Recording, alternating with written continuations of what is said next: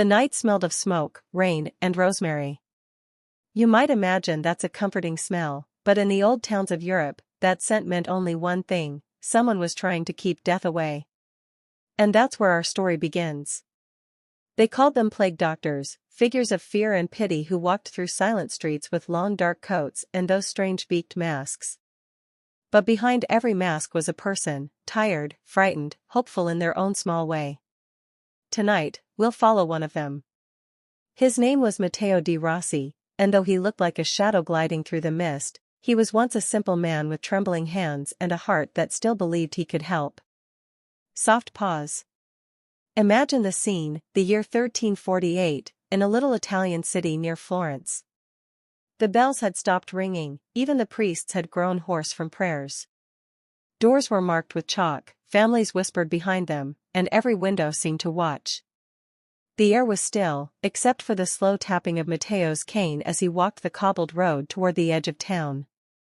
The viewers listening now might wonder, why would anyone choose such a job? Maybe you, too, have done something hard simply because someone had to.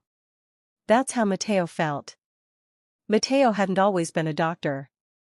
He'd been a student once, with calloused fingers from turning pages in candlelight, dreaming of helping the sick in ordinary times, a fever here, a cough there. But when the plague came, nothing was ordinary anymore. The university closed, his teachers fled, and the city sent out a desperate call for any man who could read and had the courage to wear the mask. Courage. Such a strange word. It isn't loud or shining, it's quiet, like a heartbeat under armor. Matteo answered that call not because he was brave, but because his younger sister, Lucia, had died in the first wave. He couldn't save her, but maybe, just maybe, he could save someone else. So he stitched together a heavy black coat, lined it with waxed linen, and accepted the city's seal of duty. When he put on the mask for the first time, he felt the world go still. The smell of herbs inside the beak filled his breath, the glass lenses turned people into distant ghosts, and the sound of his own heartbeat echoed louder than any prayer. That morning, he entered the abandoned square. A few townsfolk still lingered there, watching him from behind shuttered windows. To them, the sight of a plague doctor was both a promise and a curse, a sign that help had come, but also proof that the plague was near. Children once laughed in this square, now only crows hopped among the stones. Matteo stopped beside the fountain, its water turned green and still, and laid his leather bag upon the ledge. Inside were his tools, a little scalpel, a patch of rosemary, a vial of vinegar, a book of prayers, and a letter from the city council promising him 2 florins a week for his service. He hadn't been paid yet, he suspected he never would. Still, he whispered to himself, work keeps fear quiet. And he began. The first house he entered smelled faintly of bread. Someone had tried to cook one last meal. He knocked once, gently, and the door creaked open on its own. Inside, a woman lay upon a bed of straw. She was young, younger than he had expected, with dark hair tangled across the pillow and a damp cloth upon her brow. Her eyes fluttered open as he approached. "You're the one with the bird's face," she said weakly. "Yes," Matteo replied softly. "Don't be afraid. I've come to help." Her name was Alina, and she had been alone for 3 days. Her husband and children were gone, sent away or taken by the sickness, she couldn't say which. Matteo cleaned her wounds with vinegar and whispered small reassurances that he half believed himself. When he placed a piece of rosemary near her bed, she smiled faintly. "My grandmother said that smell keeps angels close," she murmured. He nodded. "Then we'll keep them here with you." Outside, rain began to fall. It pattered on the rooftops, washing the dust from the tiles, making every sound softer. Matteo stood by the window for a moment, staring at the empty streets. He thought of Lucia again, how she used to stand by their mother's garden and laugh when it rained. For a heartbeat, the sound of the rain almost became her laughter. That's what the plague did, it blurred the lines between memory and reality, until you weren't sure which one you were walking through. Later that evening, Matteo carried his little lamp down the narrow alley toward the apothecary. The shopkeeper, old Signor Bartolo, was one of the few still alive and brave enough to stay open. His hands trembled as he filled vials of vinegar and ground herbs by candlelight. "You'll burn yourself out, young man," Bartolo told him. Matteo managed a tired smile. "Someone must try." Bartolo sighed. "Try, yes. But don't forget to breathe. Even the strongest candle dies without air." That line would stay with Matteo for a long time. Each day blurred into the next. The sound of the bell that marked the dead became part of the air itself. He walked house to house, marking doors, writing names, offering what comfort he could. Sometimes that meant words. Sometimes only silence. At night, he would return to his small room near the church, take off the mask, and stare at his reflection in the cracked mirror. The face beneath it no longer looked like his own, pale, thin, and tired. Yet, in his eyes, there was still something alive, a faint, stubborn light that refused to go out.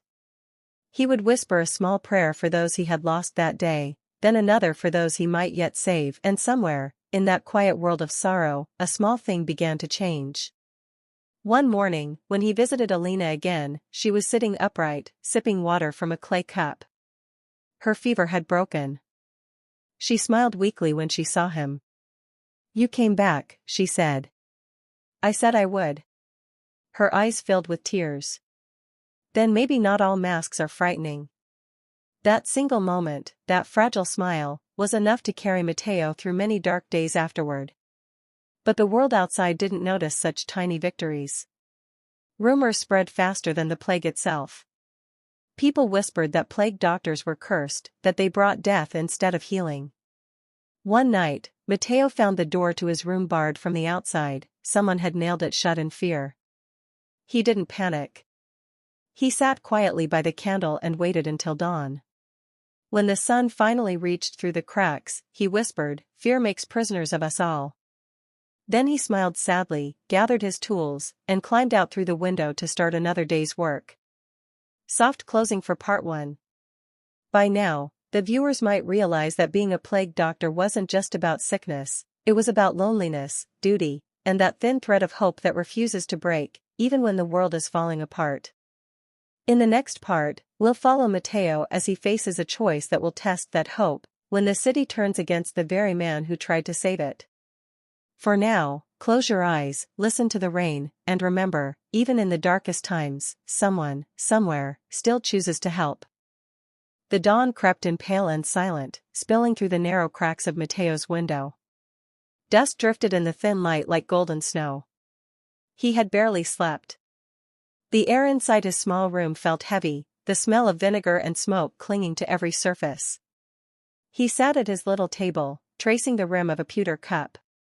Outside, the bells of the cathedral tolled again, slow, measured, tired. It was the same sound that had followed him for months, a sound that had become the heartbeat of the city's grief. He pulled on his gloves, adjusted the long coat, and stared at the mask hanging on the wall. For a long moment, he simply watched it. That strange beak, the cold glass eyes, it looked almost alive now, like a second self waiting to be worn. He whispered, "Another day, Matteo. Just another day." When he stepped into the street, the morning was gray. Mist hung over the rooftops, wrapping everything in soft stillness. A cat darted across the cobblestones. Somewhere in the distance, a cart creaked under the weight of covered bodies. Matteo made his way to the western quarter, the poorest part of the city. Houses leaned together there like old men huddling against the wind. A group of townsfolk stood in the square, arguing in low, frightened voices. "Why do we still let him walk among us?" one man hissed. "Every house he visits ends up cursed." Another shook his head. "He's sent by the council. You'll hang if you touch him." Their whispers followed Matteo as he passed. He did not turn to answer. Words, he had learned, could not fight fear. The house he sought belonged to a stonemason named Paolo. Matteo had treated his wife 2 days earlier, now a neighbor had sent for him again. Inside, the air was still. The fire had burned down to gray ash. Paolo sat on a stool by the door, his broad hands limp on his knees. His wife lay motionless on the bed. Matteo approached quietly, placed his fingers at her wrist, and closed his eyes. No pulse. He bowed his head. I did what I could, he whispered. Paolo's voice cracked. Then God has chosen otherwise. Matteo said nothing. He covered the woman's face with the edge of the blanket, murmured a prayer, and stepped outside. There, in the light of the pale morning, he wrote her name carefully into his ledger. He'd already filled 3 books like it. Each name was a weight, but he could not bear to forget them. That afternoon, he met Alina again. She was stronger now, though her steps were slow. When he saw her walking in the street, carrying a basket of bread, he felt something ease inside him. You're well enough to walk, he asked, surprised. She smiled faintly. I told you the angels would stay close. He almost laughed, the sound startled him, as if he hadn't heard laughter in weeks. They talked a while beside the fountain. She told him she was helping the sisters at the convent, carrying food to the sick who could no longer fetch it themselves. Matteo frowned. That's dangerous. So was being alive this long, she said softly. For the first time in months, Matteo felt warmth that wasn't from the sun. But peace never stayed long in that year. By evening, shouts echoed from the marketplace. Matteo followed the noise and found a crowd gathered near the well. The city guards stood before them, holding torches. One of the councilmen, a man named Servieri, was speaking. The disease spreads again, he cried. And it's the doctors who carry it. Look at them, their masks, their poisons. They walk from house to house, and where they go, the dead multiply. A murmur rolled through the crowd. Faces turned toward Matteo. He felt their fear like heat. Servieri pointed. There. That's one of them. Matteo froze. A woman's voice rose, trembling but clear. He saved my life. It was Alina. The crowd wavered. Someone muttered a prayer. Servieri's eyes narrowed. Then he spared you only to curse another. Matteo said nothing. He turned, calmly, and walked away. Stones clattered at his feet, none struck him, but each thud echoed like thunder in his chest. That night, he burned the city's letter of service in his hearth. Its wax seal melted into a red tear. Days passed. The guards no longer greeted him at the gates. Children ran from his shadow. Still, he kept working. One evening, Alina found him near the church, tending a sick monk who whispered the same prayer over and over. She knelt beside him. You could leave, Matteo. Others have gone to the hills. He shook his head. And what would happen to those left behind? They'd die, she said quietly. He looked at her. Then so would my purpose. In those nights, he began keeping small notes, not of medicine, but of thoughts. Fear, he wrote, is the only thing that multiplies faster than plague. Another line, written in the margins, hope is stubborn. It hides in the smallest acts, a bowl of soup, a gentle word, the memory of laughter. Sometimes, as he wrote, he would glance at the mask hanging on the wall. He began to understand that it was not only a shield from sickness, but from the world's panic. Behind it, he could breathe. By midsummer, the plague began to fade. Slowly, uncertainly, like mist thinning at dawn. The bells rang less often. The markets reopened. The air smelled of fresh bread again. One morning, Matteo stood outside the church and watched as children played in the square. Their laughter sounded fragile, like something newly born. Alina approached, carrying a small loaf wrapped in cloth. They're saying it's over, she said. Matteo nodded. For now. She studied his tired face. Will you stay? He looked toward the horizon, where the hills shimmered in sunlight. There will be other towns. Other fevers. She smiled sadly. Then promise me you'll remember this one. I couldn't forget, he said, even if I tried. That night, Matteo packed his tools. He left the mask on the table, beside his ledger of names. For a long moment, he simply watched it, the thing that had hidden him from the world and yet made him part of its memory. Then he blew out the candle. In the quiet that followed, the story of Matteo di Rossi became part of the city's whisper, one of those tales mothers told their children years later when the next sickness came. They would speak of the man with the bird's face who walked through fire and rain, not as a monster, but as a reminder that sometimes courage wears the strangest mask. And somewhere in the countryside, a traveler walked toward another town, carrying nothing but a small bag, a worn book, and the belief that even when the world forgets kindness, someone must keep it alive. Soft closing for part 2. The viewers might close their eyes now and picture that silent road, a single figure fading into mist, leaving behind fear, carrying only hope. Years passed, though in memory they felt like a single, endless season of gray. The plague had receded, leaving behind its ghosts, empty houses, quiet chapels, and the strange calm that follows after long fear.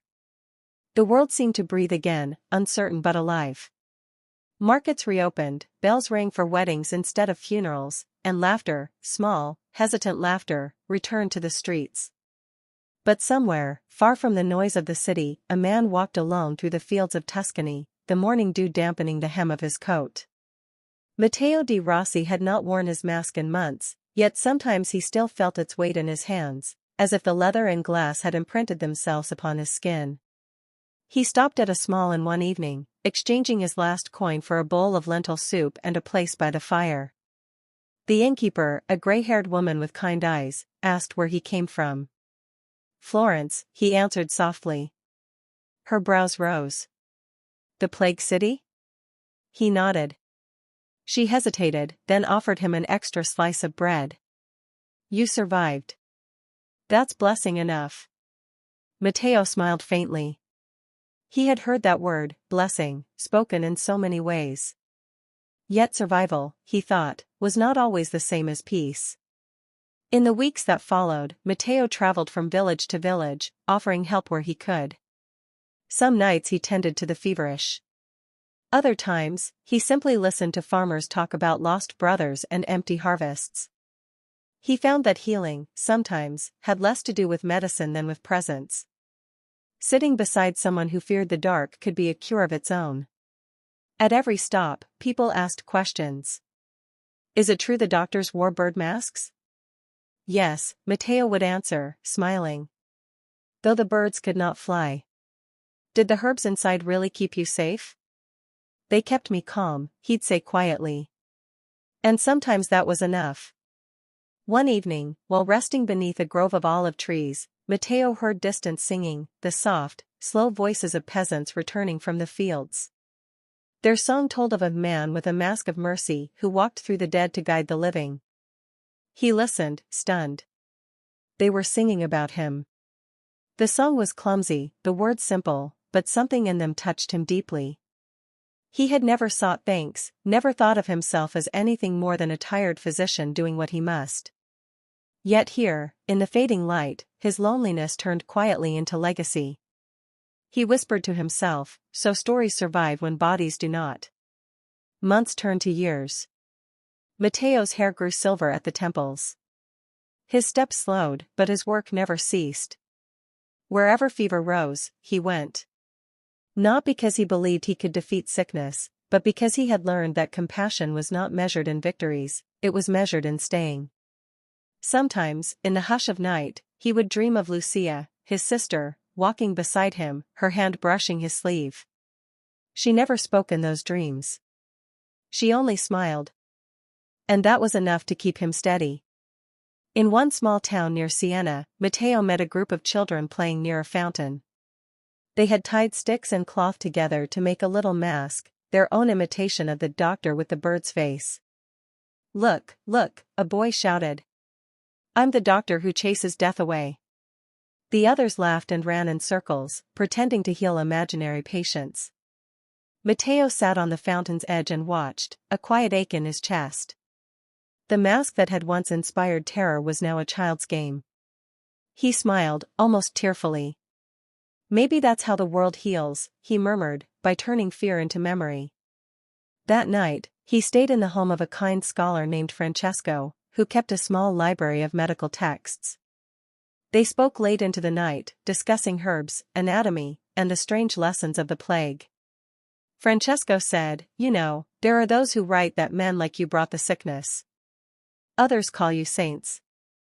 Matteo chuckled softly. "I was neither. Just someone who couldn't look away." Francesco nodded. "Then perhaps that's what a saint really is, not someone perfect, but someone present." Years later, when Matteo grew too old to travel, he settled near a quiet monastery by the river Arno. The monks welcomed him, giving him a small room overlooking the orchard.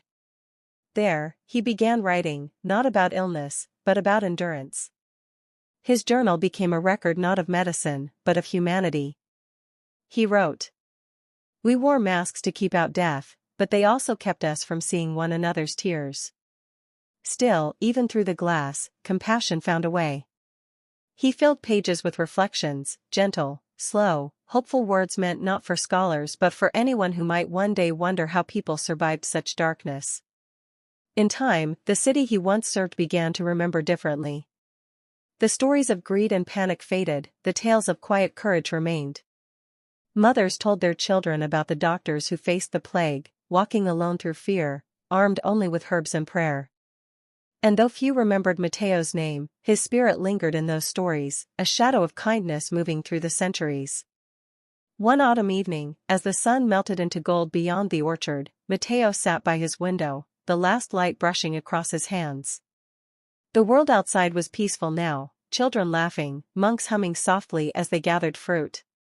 He felt tired, but it was a gentle kind of tired, like a candle that has burned long enough and finally rests in the quiet glow of its own wax. He closed his eyes and whispered a final thought into the stillness.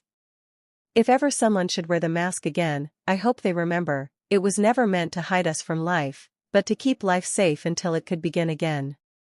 The wind carried his words through the window, across the fields, toward the distant town where people still told his story. 100 years can pass quietly in the folds of time. Towns change their names, rivers shift their paths, and the people who once filled the streets become echoes in the walls. Yet some traces remain, small, stubborn pieces of memory waiting to be found.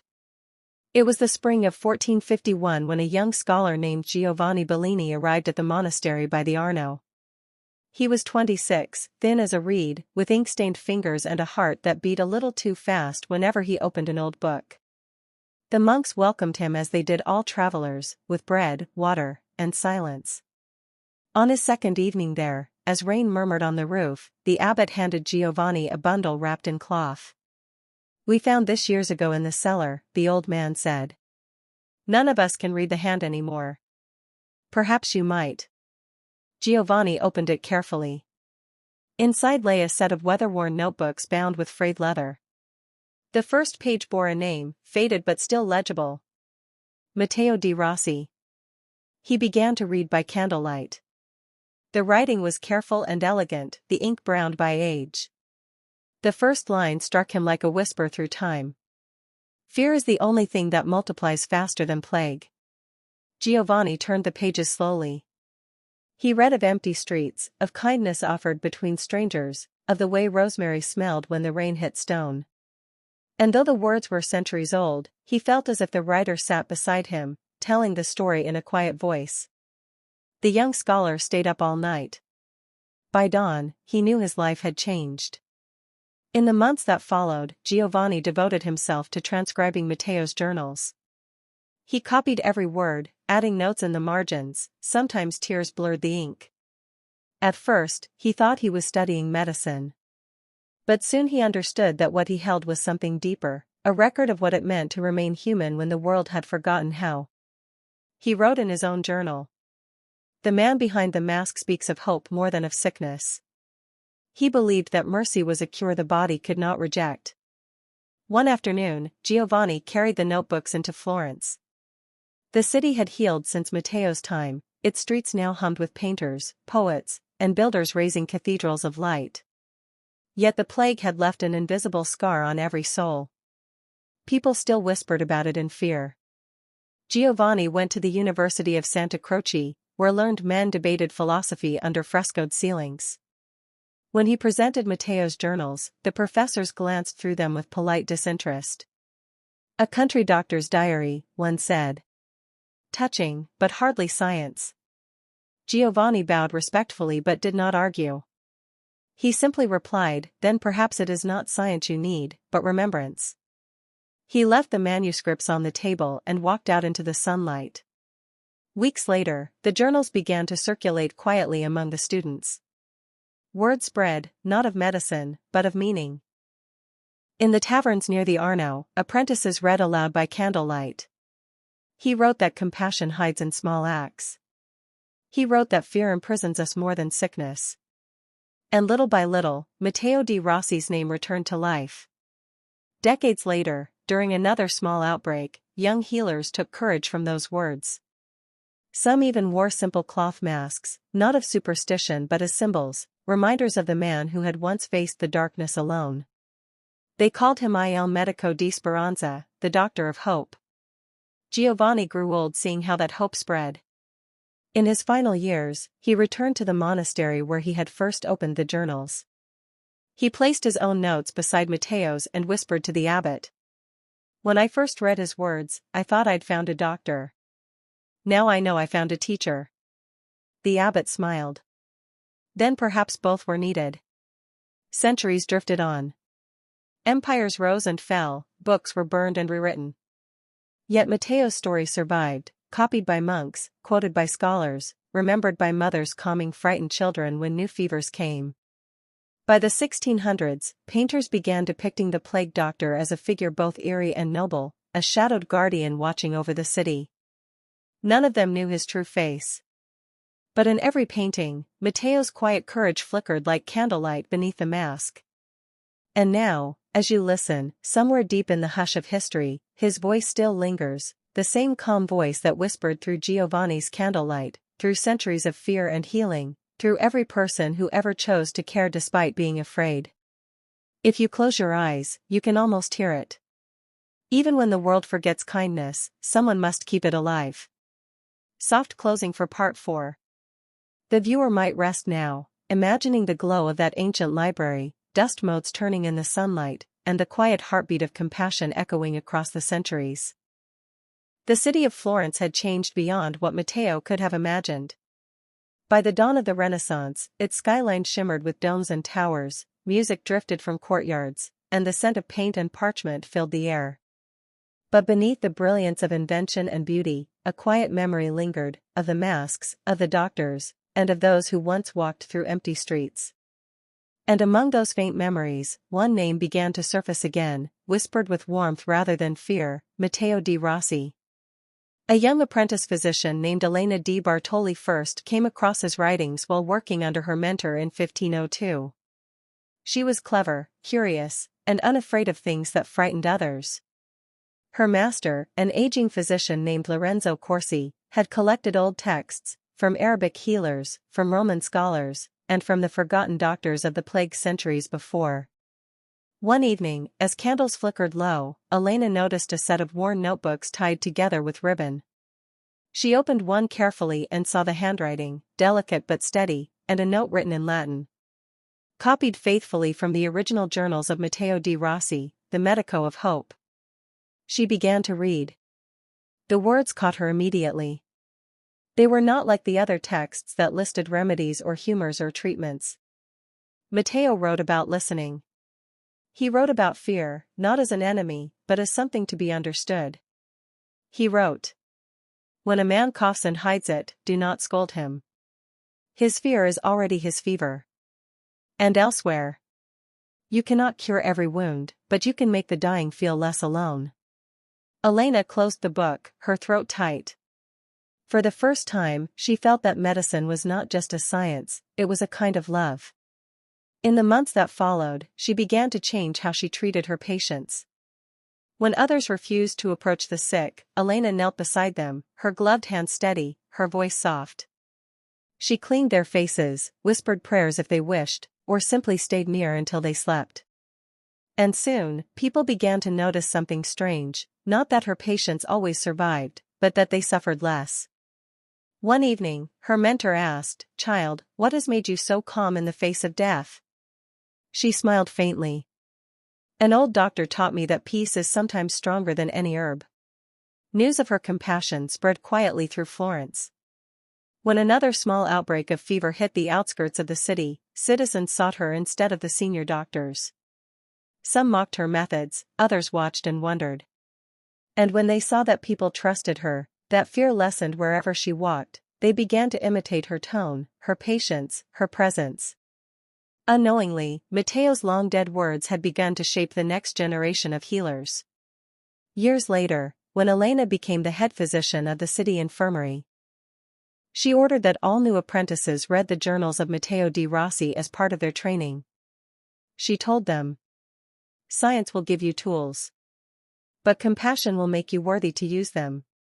In the margins of Matteo's oldest page, she added a single line in her own hand. He faced a world of silence and chose to listen. Meanwhile, beyond Florence, medicine was changing. Scholars in Padua, Paris, and London began to question old beliefs, to look inside the body, to understand the invisible world of disease. But among all their studies, few remembered the simple humanity of the early plague doctors. Except for one, a quiet physician from England named Thomas Avery, who, during his studies in Italy, discovered a translated copy of Matteo's journals. Thomas, too, had known fear. The sweating sickness had taken his wife and child, leaving him hollow. Reading Matteo's words felt like finding a friend across time. He wrote in his own diary, "I read of this Italian who treated fear as if it were an illness itself. How right he was. For fear spreads as easily as any plague, and only kindness cures it." When he returned to England, Thomas began teaching young physicians that the duty of a doctor was not merely to heal, but to comfort. He lectured under the motto Mens Misericordiae Sanit Corpus, a merciful mind heals the body. He never claimed the phrase as his own. He said it belonged to an old doctor of hope. Centuries turned once more. The black robes and beaked masks of the plague doctors became strange symbols, reminders of the darkest times. Painters began to depict them not as monsters, but as mysterious guardians. In taverns and marketplaces, children whispered stories. They say one of them never died. They say he still walks at night, carrying light through the fog. Of course, it was only legend. Yet, somehow, that legend gave comfort. It reminded people that even in chaos, someone once stood calm and steady, refusing to abandon the sick. By the 1700s, medicine had entered a new age. Hospitals became cleaner, knowledge deeper, and the superstition that once ruled was fading. But in the halls of those hospitals, many physicians still kept an engraving of a masked doctor with a staff and gloves, not as horror, but as honor. One such engraving hung in the office of Dr. Amélie Rousseau, a French physician who led one of the first organized medical relief groups during a typhus outbreak. Beneath the engraving, she had written a simple inscription. "In memory of the first who stayed." She never knew his full name, but she carried his spirit. Time carried on its silent march. The centuries blurred, wars came and went, and the old plague doctor faded into myth.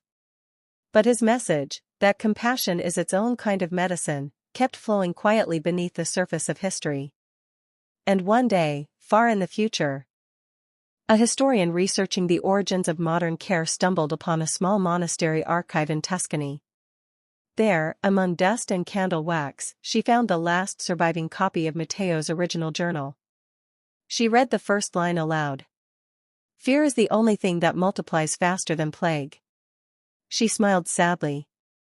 "And hope," she whispered, "is the only thing that can stop it."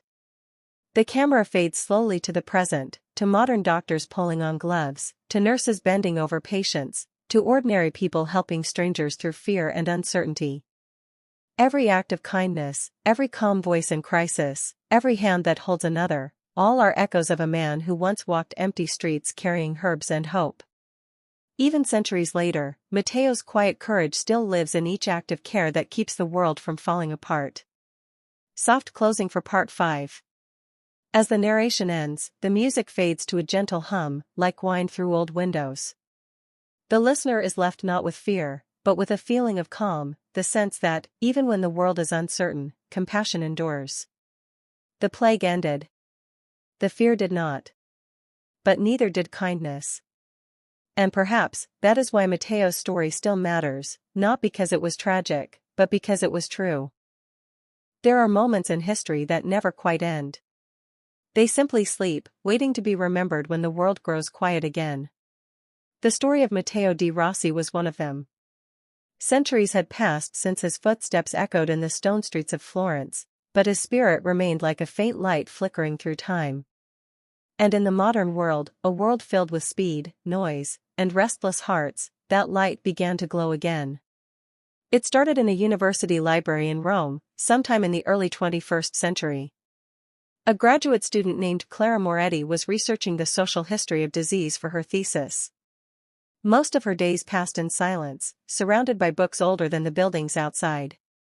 One rainy afternoon, while sorting through the archives, she found an unmarked box, its label faded, its edges crumbling.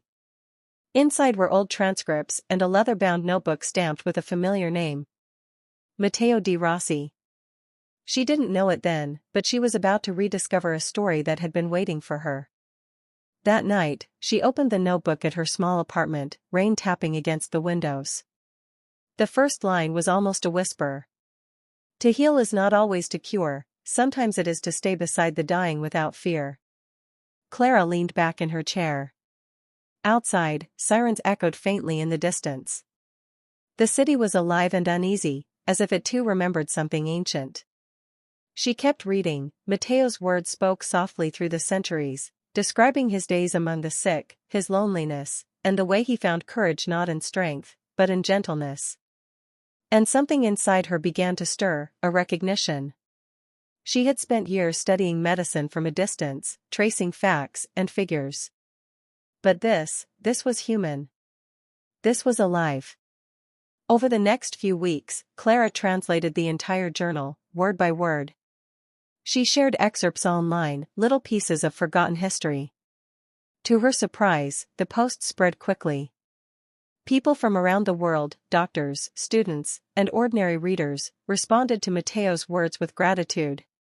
Some said his calmness brought them peace. Others said it helped them through their own fear. Someone wrote, "He lived through his plague. We're living through ours. Maybe his hope is what we need now." Clara realized that Matteo's message had found its moment again. One evening, she was invited to speak at a medical history seminar. Standing before the audience, she read a passage aloud. "When the world fears breath itself, mercy becomes the rarest air." The hall fell silent. Every face in the room, young and old, listened as if those words were meant for them. Clara closed the book and said softly, "He wrote this almost 700 years ago. But it sounds like it was written yesterday." And it was true. Because though the world had changed, the fear, the longing, the fragile courage, all of it remained the same. A few months later, she traveled to Florence to visit the old monastery where the journals had first been found. The same stone halls still stood, worn smooth by time. Dust hung in golden light through narrow windows. A monk guided her to the archive. There, on a wooden table, lay the original pages of Matteo's writings, fragile, but still intact. She placed her hand above them, not touching, just feeling their presence. "You walked where we now walk," she whispered. "You taught us to breathe in the dark." In that stillness, it felt as if he heard her, as if history itself exhaled. Clara's translation was later published under the title The Doctor of Hope, Writings of Matteo di Rossi. It became a quiet phenomenon. Not a bestseller in the noisy sense, but a steady light in homes, hospitals, and schools. In clinics, nurses taped small quotes from the book to their desks. "Kindness is not a cure, but it lessens every pain." Medical students began citing Matteo as one of the earliest humanists of medicine, a man who saw patients not as problems to solve, but as souls to care for. And slowly, his name, once buried under centuries of dust, returned to the world. A year later, Clara visited a museum exhibition titled The Age of the Plague Doctors. Behind glass, a single mask stood under soft light, the long beak, the wide eyes, the leather worn thin. People passed by whispering, some amused, some uneasy. Clara watched quietly. Then she noticed a small plaque beneath the mask. Replica of the attire used by physicians during the 14th century plague. Dedicated to Dr. Matteo di Rossi, remembered as the Doctor of Hope. She smiled. "You made it," she murmured. "You're remembered." And for a moment, she imagined him, not in his mask or cloak, but as he truly was, a tired man who refused to stop caring, even when the world was ending. That night, as she walked through Florence, she paused by the Arno River. The city lights shimmered in the water, just as they might have centuries ago when Matteo walked those same banks. She took out the old notebook, now restored and bound in linen, and read his final lines again. "If someday they remember us, may it not be for our fear, but for our patience." Clara closed the book gently and whispered. "They do, Matteo. They do."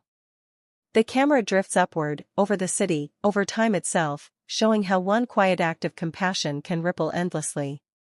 From a candlelit sickroom in the 1300s to a glowing hospital ward today, the same thread runs through it all: humanity. And so the story ends where it began, with a man who faced despair and chose empathy.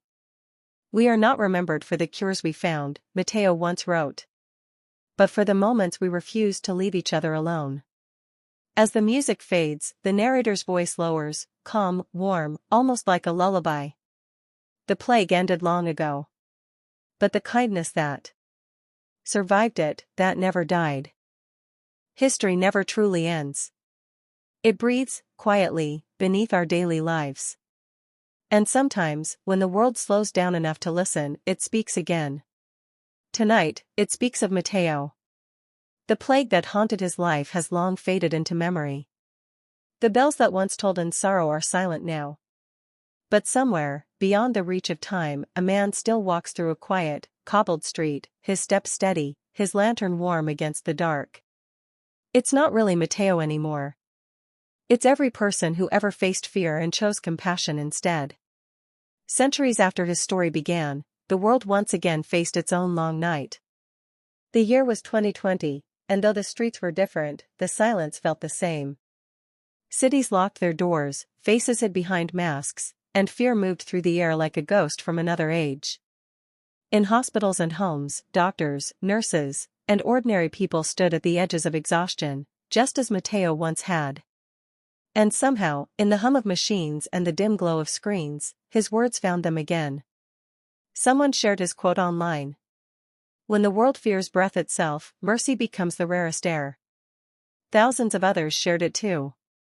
And in that moment, though no one said it aloud, it felt as if the past had reached forward, offering a quiet hand. In a small hospital room in Bergamo, Italy, a young nurse named Isabella printed those words and taped them above a patient's bed. Every morning she looked at them before her shift began. Every night, when exhaustion blurred her eyes, she whispered them again, as if Matteo himself stood beside her. She didn't know who he was, not really. But she felt him, that same steady calm, that same gentle strength that says, "Do not turn away. Stay." And maybe that's what his legacy truly became, not a name carved in stone, but a feeling passed from one weary heart to another. In time, the fear faded again, just as it always does. Life returned, the world moved on, and people laughed in cafes and walked in the sun as if the silence had never existed. But for those who remembered, something had changed. They knew that kindness was not fragile, that even in the hardest seasons, it survived quietly, waiting to be used. And perhaps, that was Matteo's truest gift. When Clara, now older, now a teacher, visited Florence once more, she brought with her a small group of students. She led them to the monastery where it had all begun, where the air still smelled faintly of dust and candle wax. They stood before the display of Matteo's journal, the ink faded but alive. One student asked softly, "Do you think he knew we'd still be reading his words?" Clara smiled. "I think he hoped we'd understand them." The boy looked thoughtful. "And do you think he was happy?" She paused, then said, "He must have been. Because even when he was surrounded by death, he chose life. Every day he stayed, every time he helped. That was his happiness." Outside, the sky was beginning to darken. Clara walked alone along the riverbank, just as she had years before. The city lights shimmered across the water. For a moment, she imagined the faint outline of a man in a dark cloak walking beside her, his steps slow, his lantern glowing in the mist. He turned toward her, and though his face was hidden, she somehow knew he was smiling. Then, as the church bells began to ring softly across the city, he faded into the quiet air, leaving only the warmth of his light behind. And so the story comes to rest. Not with tragedy, not even with triumph, but with peace. Because the truth of Matteo de Rossi's life was never about the plague itself. It was about endurance. About empathy. About the strange and beautiful strength it takes to care in a world that is afraid. He did not save everyone. But he showed that even when saving isn't possible, compassion still is. And that, more than any medicine, is what keeps the world alive. The camera fades now, drifting slowly through time. From Florence's golden domes, to candlelit monasteries, to modern hospital corridors where tired hands still move gently, repeating the same quiet promise, you are not alone.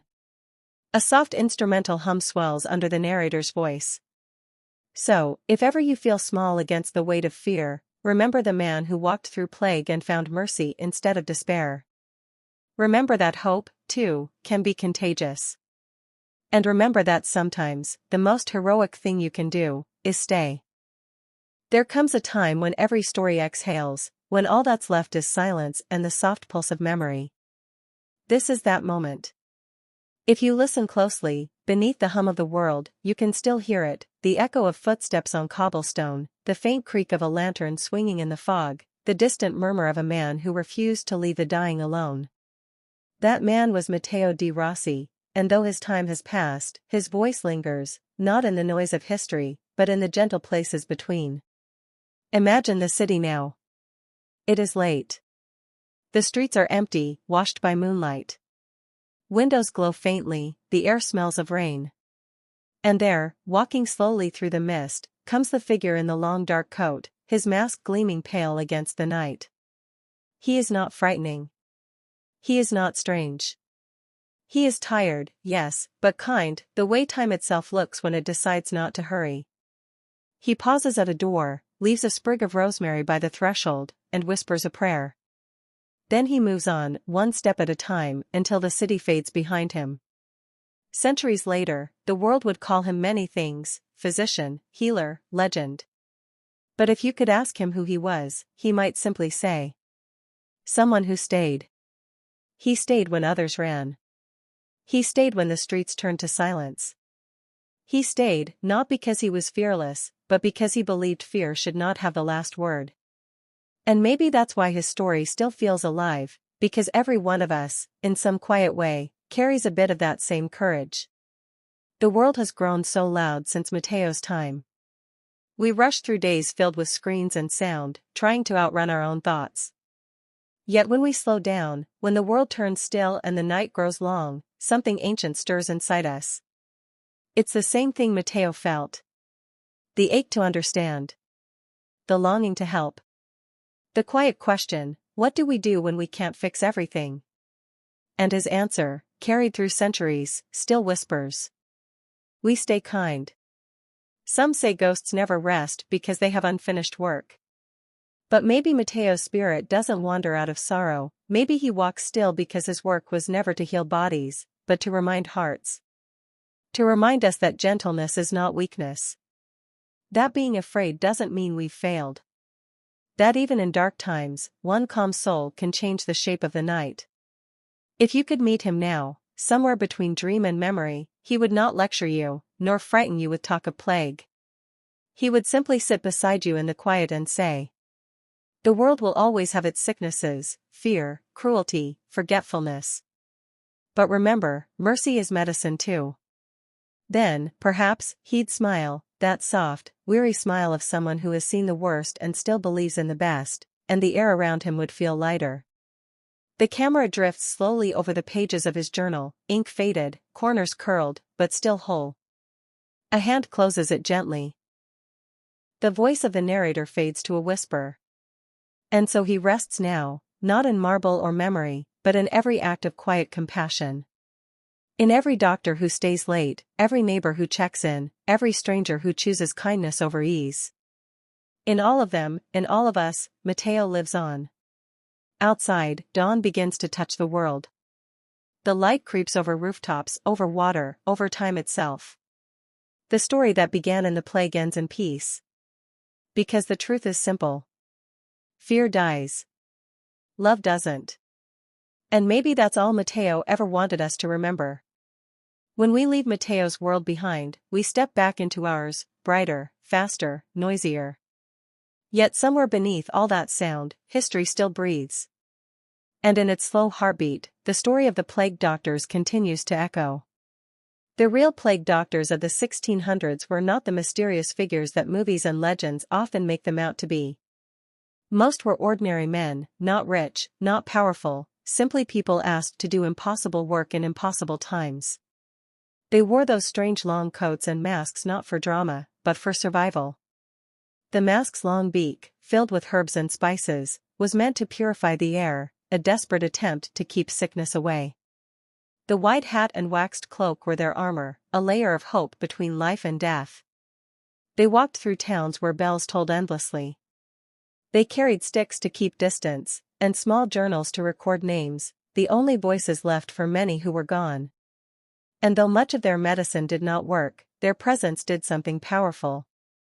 It gave people comfort. In a world of fear, they were proof that someone still cared enough to stay. Centuries later, that's the part that still matters. Not the masks, or the myths, or even the mistakes. But the kindness that persisted when the world was falling apart. We see it again today, in every nurse who holds a patient's hand. In every scientist who studies through the night. In every ordinary person who helps another breathe easier. The plague doctors were the beginning of that story. A long line of people who keep showing up, even when they're afraid. When historians read their letters, they find no heroics, just exhaustion, loneliness, and small moments of grace. A note about the weather. A prayer for a stranger. A record of a family's name so they wouldn't be forgotten. These were men who faced more death than anyone should. Yet they still stopped to notice the sunrise, or the smell of rain. That, perhaps, is the real legacy of the plague doctor. Not a cure, but a kind of courage that doesn't need to shout. So when you see that long black mask again, in art, in stories, in the corners of your imagination, try not to picture fear. Picture compassion in a time of chaos. Picture a quiet figure walking through the mist with a lantern.